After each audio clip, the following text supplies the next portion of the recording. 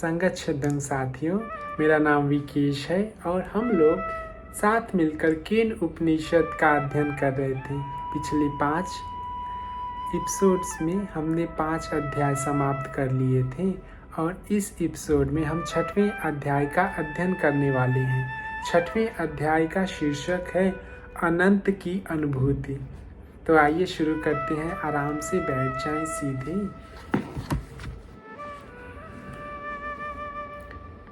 ये चेद वेदेदत् सत्यमस्ति न चेदिहा वेदिन्महति विनष्टि भूतेषु भूतेषु विचित्य धीरा प्रत्यास्मला लोकादमृता भवन्ति। वाह, यह बहुत ही सुंदर और अधिकांशतः कहा जाने वाला श्लोक है। इसको तुम्हें अभी और यहाँ ही जानना है। इस सत्य का तुम्हें इसी जीवन काल में एहसास होना चाहिए। इसको अगले जन्म के लिए स्थगित मत करो।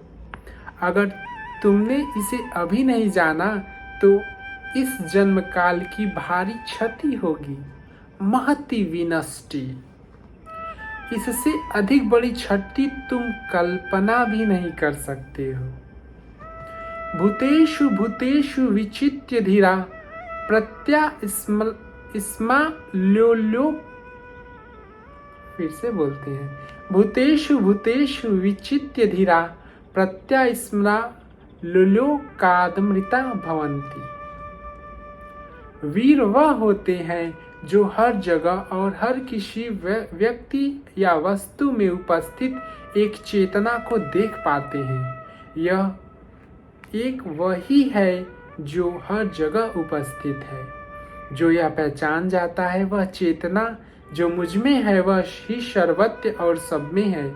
वही मृत्यु लोक को पार करके अमरत्व की प्राप्ति करता है। यह अस्थायी जगह मृत्यु लोक है जहाँ सब कुछ नश्वर और परिवर्तनशील है। परंतु तुमने कभी ऊर्जा के उस सूक्ष्म क्षेत्र का अनुभव किया होगा जो नहीं बदलता है। अणु और परमाणु तो बदलते रहते हैं, परंतु उससे भी गहन कुछ है। कुछ उप परमाणु कण ऐसे हैं जो अपरिवर्तनशील हैं। वस्तुएं नष्ट होती है परंतु अणु वैसे ही रहते हैं। वैसे तो सभी मानव शरीर भिन्न भिन्न है, परंतु सभी के भीतर एक ही ऊर्जा का क्षेत्र है जो मन है। क्या तुम उसे देख सकते हो? वह एक चेतना जो सब में व्याप्त है।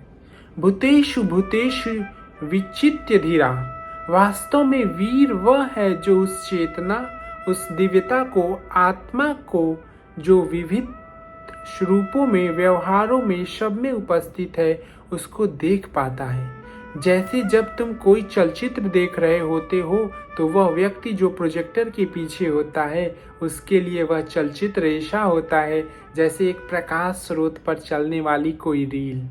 वह केवल प्रकाश स्रोत को जलाता है और चलचित्र चलने लगता है। वह प्रकाश का एक यात्रा स्रोत है जो उस फिल्म पर बने विभिन्न चरित्रों के रूप में प्रकाश पड़ने पर पर्दे पर दिखाई देता है। यदि उस प्रकाश स्रोत को बंद कर दें तो पूरा चलचित्र समाप्त हो जाएगा। उस चलचित्र में आने वाले सारे चित्र उस प्रकाश के स्रोत के कारण दिखलाई देते हैं। एक ही प्रकाश नायक, खलनायक या विविध चरित्र जैसे मिकी माउस या शेर के रूप में दिखाई देता है, परंतु इन सभी चरित्रों के पीछे खेल प्रकाश की एक किरण की होती है जो फिल्म से होकर पर्दे पर विविध रूपों में दिखाई देती है। जब चलचित्र समाप्त हो जाता है तो केवल उस चमकीले पदार्थ को पर्दे पर दिखते हैं। लेकिन जब तक चलचित्र चलता रहता है तो लगता है कि सब वास्तविक है, परंतु जो व्यक्ति पर्दे के पीछे होता है उसे पता होता है कि वह एक ही प्रकाश स्रोत है और वह उस पर्दे पर डाल रहा है।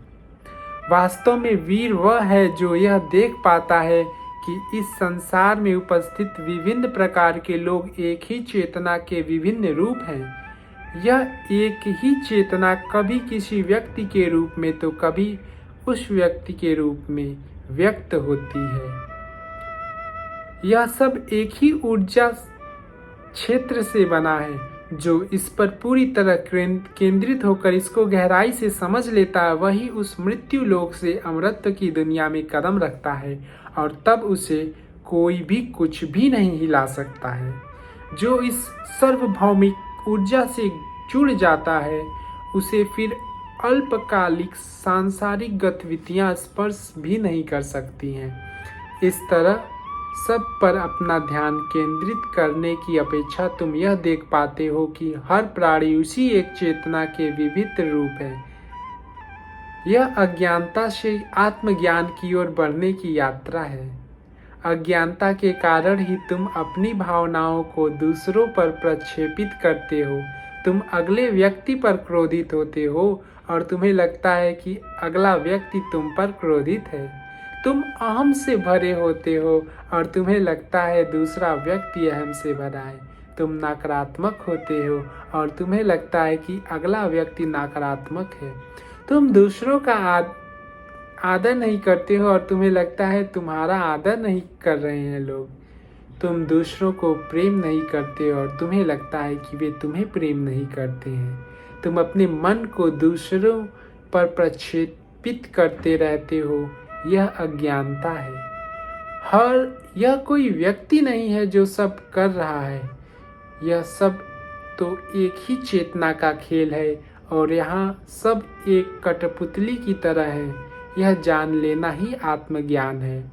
यह तुम्हें अभी तुरंत करना है, अन्यथा तुम्हारे मृत्यु के समय तुम जो भी स्मृति, राग, द्वेष, घृणा अपने अंदर भर कर रखोगे, वही तुम्हारे साथ जाएगी, जो तुम्हारे लिए भारी क्षति होगी। तुम अपने मन को इस अनंत की अनुभूति से वंचित कर रहे हो। अपने इस मन में अनंत को समाहित करने के स्थान पर तुम इसको कीचड़ से भरे जी रहे हो।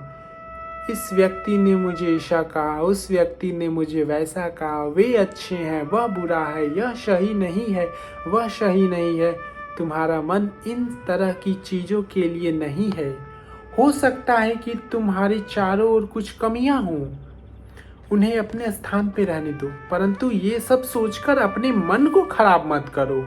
मैं यह नहीं कह रहा कि तुम अपने आसपास की कमियों को नज़रअंदाज करते हुए सदा अच्छे बने रहो। सत्य से भी दो स्तर है, पहला अध्यात्म और दूसरा व्यवहार। व्यवहार मतलब रोजमर्रा होने वाली बात। व्यवहार तुम एक सड़े हुए सेब को लेकर यह नहीं कह सकते, ओह यह सेब कितना अच्छा है, यह तो बिल्कुल सड़ा नहीं है। हो सकता है कि ईश्वर ने इसे ऐसा ही बनाया हो। एक सड़ा हुआ सेब तुम्हें खाने की आवश्यकता नहीं है, इसका स्थान कूड़ेदान में है। यह व्यवहारिकता है, परंतु उसके परे न देख पाने की तुम्हारी बड़ी हानि होगी, या कहें तो भारी क्षति होगी। इसको कहेंगे महति विनष्टि। ये क्षति तब होगी जब तुम इसे समझ पाने में असमर्थ होगे। भूतेषु भूतेषु विचित्य धीरा प्रत्यास्मराल्यो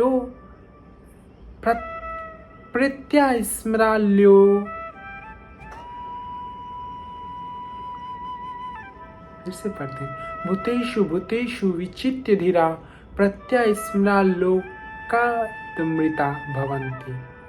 इस मृत्यु लोक में हर प्राणी और तत्व के पीछे एक ही शक्ति है जो सर्वव्यापी है। इसलिए एक बहुचर्चित कथनी है, पाप से घृणा करो, पापी से नहीं। यह अक्सर उपयोग की जाती है।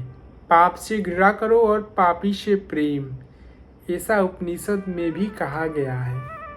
पाप से घृणा करो और पापी से प्रेम। अगर तुम बाइबल पढ़ो तो पाओगे कि उसमें और उपनिषद में काफी समानताएं हैं, परंतु तुम्हारी सारी भाषाओं में अनुवाद होने के कारण उसका स्वरूप बदल गया है। फिर भी दोनों में समानताएं पाई जाती हैं। मैं कोई वेदांती नहीं हूँ। अगर कोई वेदवती इसका अध्ययन करे तो दोनों में अवश्य तुलना कर सकता है। ऐसे दुनिया के और ग्रंथों के साथ भी है। उदाहरण के लिए अगर तुम बुद्ध के शिक्षाओं को देखो तो पाओगे उन्होंने ऐसा कुछ भी नहीं कहा जो उपनिषद में नहीं हो। उपनिषद के अनुसार सब कुछ पूर्ण है और बुद्ध की शिक्षाओं के अनुसार सब कुछ खाली है। ऐसा इसलिए कहा गया है क्योंकि उस काल में लोगों को समझाने के लिए उसी तरह की भाषा की आवश्यकता थी। भूतेषु भूतेषु विचित्य धीरा, वीरता इसको कहते हैं। हवा में गुब्बारे में बैठकर दुनिया का चक्कर लगाना कोई वीरता का काम नहीं है। ऐसा काम ही क्यों करना जिसमें सबको तकलीफ हो। तुम रोमांचक यात्रा पर निकल जाओ और फिर किसी तूफान में फंस जाओ तो लोग हेलीकॉप्टर या नाव से तुम्हें बचाने आए।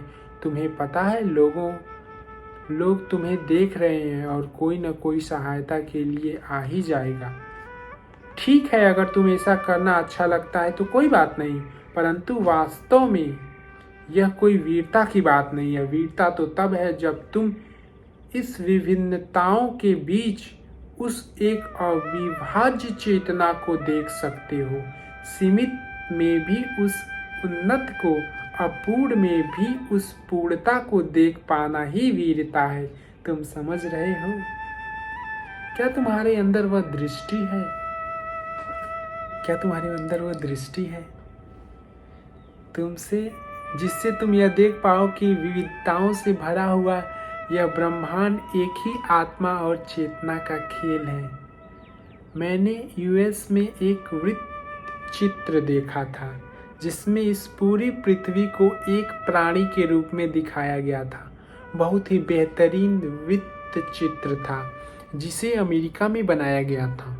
हमें लगता है कि हम लोगों को ऐसे वैज्ञानिकों का आभारी होना चाहिए जो इसे वृत्त चित्र बनाते हैं, जिससे हम अपने इस ब्रह्मांड को एक विशाल दृष्टिकोण दे सकते हैं। इस तरह की सोच हमारी युवा पीढ़ी के दृष्टिकोण को बदलकर उनकी चेतना को एक उच्च स्तर तक ले जाती है। इसलिए वेदों में कहा गया है कि पुरातन काल में ऋषि हुए हैं और भविष्य में भी होते रहेंगे। आजकल के हमारे ये वैज्ञानिकरण भी ऋषियों की तरह ही है। उनकी सोच ऋषिगणों की सोच की तरह ही है, जिसके अनुसार हमारा यह ब्रह्मांड एक ही तत्व से बना है। इस तरह की सोच रखने वाले वास्तव में वीर कहलाते हैं। भूतेषु भूतेषु विचित्य धीरा प्रत्यास्मा लोकाद मृता भवन्ति। इस मृत्यु लोक से अमरत्व की ओर एक कदम।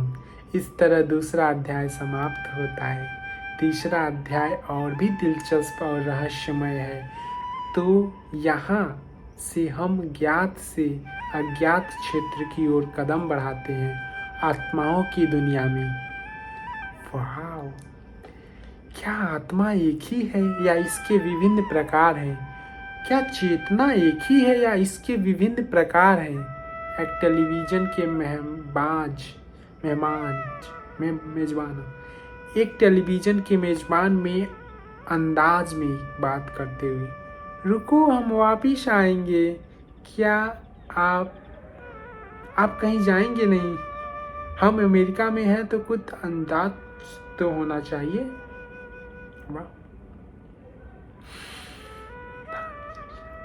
यहाँ पर कुछ प्रश्न है। क्या हम निद्रा में भी अपनी पहचान को बनाए रखते हैं? गुरुदेव: हाँ, कुछ स्तर पर। प्रश्न: गुरुजी, वैसे हमें कोई सड़ा हुआ सेब मिलता है और हम उसे स्वीकार कर उसे कूड़ेदान में फेंक कर उससे छुटकारा पा लेते हैं। अगर मान लें कि हम 20 लोगों से घिरे हों जिन्हें हम प्रेम करते हों और उनमें से कोई एक व्यक्ति ऐसा हो जो हमारे मन की शांति भंग कर रहा हो, तो हम उससे घृणा न करें, परंतु ऐसा तो कह सकते हैं कि कल हम उसे अपने सामने देखना नहीं पसंद करेंगे। हाँ गुरुदेव, हाँ बिल्कुल, तुम्हारे पास विकल्प है, तुम ऐसा कर सकते हो, पर उसी व्यक्ति के बारे में दिन रात मत सोचते रहो। पता है बहुत सारे ऐसे लोग हैं जो अपनी जगह इतने सही नहीं होते हैं, तो बस मुस्कुराकर आराम से उसका स्थान उसको बता देना चाहिए।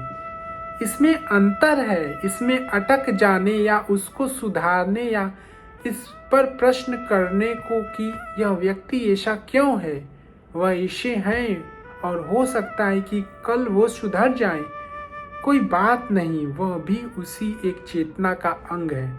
तो हमें इन दोनों में संतुलन बनाना होगा, इसलिए साहस की आवश्यकता है। इसके लिए एक कुशलता चाहिए। एक ही दुनिया में बने रहना आसान है, परंतु अतीन्द्रिय दुनिया और व्यवहारिक दुनिया के बीच संतुलन बनाकर रखने के लिए एक कुशलता की आवश्यकता है। यह शरीर ठोस है, मन अदृश्य है, यह जीवन इसी तरह से विरोधात्मक संयोग से बना है। प्रश्न, गुरुजी मेरे 2 प्रश्न हैं। वस्तु से इंद्रियों और इंद्रियों से बुद्धि और बुद्धि से स्मृति में कैसे जाएं?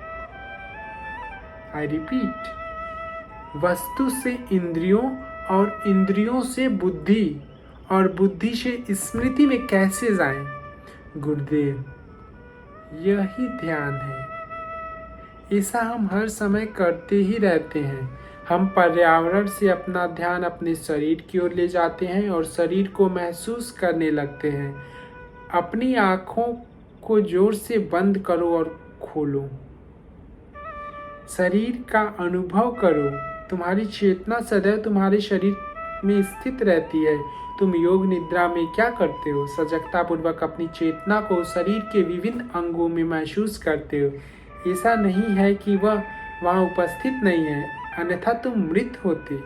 तुम्हारी चेतना तुम्हारे शरीर में पहले से ही विद्यमान है, परंतु इस प्रक्रिया में तुम पूरी सजगता के साथ शरीर के विभिन्न अंगों में उसे महसूस करते हो। वह चेतना जो तुम्हारे पूरे शरीर में बिखरी हुई है, उसे तुम शरीर के विशिष्ट अंग में केंद्रित करते हो। जब तुम उसे अपनी बाईं से की ओर से केंद्रित करते हो तो तुम्हें दाएं पैर से अधिक बाएं पैर का आभास होता है। और इसी तरह तुम आगे बढ़ते हो। हम ऐसे ही अपनी सजगता को वस्तु से इंद्रियों और इंद्रियों से विचारों और मन की ओर ले जाते हैं। इसी तरह कुछ समय पश्चात तुम बस सब छोड़कर एक गहरे विश्राम का अनुभव करते हो। प्रश्न, दूसरा प्रश्न स्मृति के विषय में था। आपने बताया था कि कैसे अलग अलग समय में अलग अलग चीजें स्मृति में संग्रहित होती हैं। स्मृति कैसे काम करती है गुरुदेव?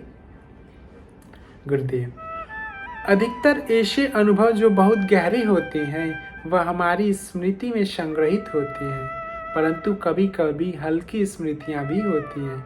उदाहरण के लिए तुमने ऐसा ही कभी किसी से वार्तालाप किया हो और तुम अपने स्वप्न में उसी वार्तालाप को देखते हो जिसका तुम्हारे लिए कोई विशेष महत्व नहीं होता है। स्मृति कैसे काम करती है यह बताना थोड़ा जटिल है।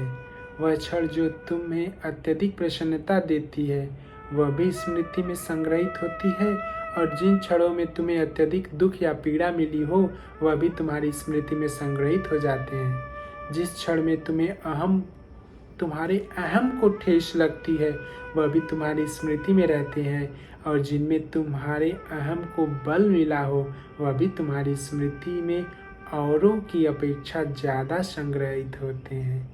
कभी कभी ऐसे ही घटित कुछ घटनाएं की स्मृति पर छाप छोड़ देती हैं। तुम सुबह कभी उठो तो तुम्हें लगता है कि तुम किसी से बातें कर रहे हो, परंतु वास्तव में वहाँ कोई नहीं होता है। तुम्हारे साथ ऐसा कभी हुआ है? तुम 3-4 लोगों से बातें कर रहे हो, किसी से कह रहे हो कि तुम अभी यहाँ से जाओ, तुम बाजार जाओ, तुम यह करो, मैं तुमसे अभी नहीं मिलना चाहता, और ऐसा ही कुछ और। तुम कुछ वार्तालाप कर रहे होते हो और तुम्हें लगता है जैसे सच में ऐसा हो रहा है, परंतु तुम जब जागते हो तुम्हें पता चलता है वहाँ पर कोई है ही नहीं, तुम अकेले हो। यह सब स्मृति पर और हमारी चेतना पर छाप छोड़ देता है। जब भी तुम कोई पुस्तक पढ़ते हो या चलचित्र देखते हो तो उसकी छाप तुम्हारी स्मृति पर पड़ जाती है, परंतु स्मृति पर उसका गहरा प्रभाव पड़ने पर उसका तुम्हारे मन पर भी असर होता है। ऐसा होने पर सबके परे उस एक चेतना का अनुभव करने में थोड़ा ज़्यादा समय लगता है, परंतु कोई भी स्मृति सदैव नहीं रहती। सबकी एक समय सीमा है, चाहे वह कितनी भी सुखद या दुखद हो। कुछ समय तक रहती है और फिर धुंधली पड़ जाती है। प्रश्न: क्या स्मृति एक व्यक्ति विशेष के स्तर पर होती है या सर्वलौकिक स्तर पर? गुरुदेव, जब हम स्मृति की बात करते हैं तो वह व्यक्ति विशेष के स्तर पर होती है। हम उसको सर्वलौकिक चेतना स्मृति न कहकर ज्ञान का नाम देते हैं, वह ज्ञान जो चेतना में व्याप्त है। प्रश्न: गुरुजी, क्या हमारी बुद्धि केवल तभी काम करती है जब उसमें पहले से स्मृतियां संग्रहित हो या फिर वह ऐसे भी काम करती है? गुरुदेव, बुद्धि की एक अनूठी विशेषता यह है कि वह न सिर्फ स्मृति से बल्कि मन से भी जुड़ी होती है। इसी कारण वह नई जानकारियों को ग्रहण करती है। वह स्मृति से भी संबंधित है जिसमें पहले से संग्रहित जानकारियां हैं, और इसके साथ ही वह चेतना से भी जुड़ी है जो अंतर्ज्ञानी होती है। इस तरह से बुद्धि मध्य में है। वह बाहर से ग्रहण करती है, भीतर के पुरानी स्मृतियों से ग्रहण करती है और थोड़ा बहुत हमारे गहराई में छुपे हुए ज्ञान से लेती है। इस तरह से बुद्धि हमारे विश्व में बहुत सारी नवीनताओं का सृजन करती है। एक नई कविता न तो हमारी स्मृति से जन्म लेता है और न ही हमारे अनुभव की छाप से, बल्कि हमारे अंतर्ज्ञान से पैदा होती है। एक वैज्ञानिक आविष्कार कैसे होता है? यह शोधकर्ता यह जानता है कि जब बुद्धि जागृत है तो अपनी इंद्रियों से जानकारी प्राप्त करके अपने भीतर की स्मृति से और अपने भीतर गहराई में उसे अंतर ज्ञान का उपयोग कर एक नए आविष्कार को जन्म देती है।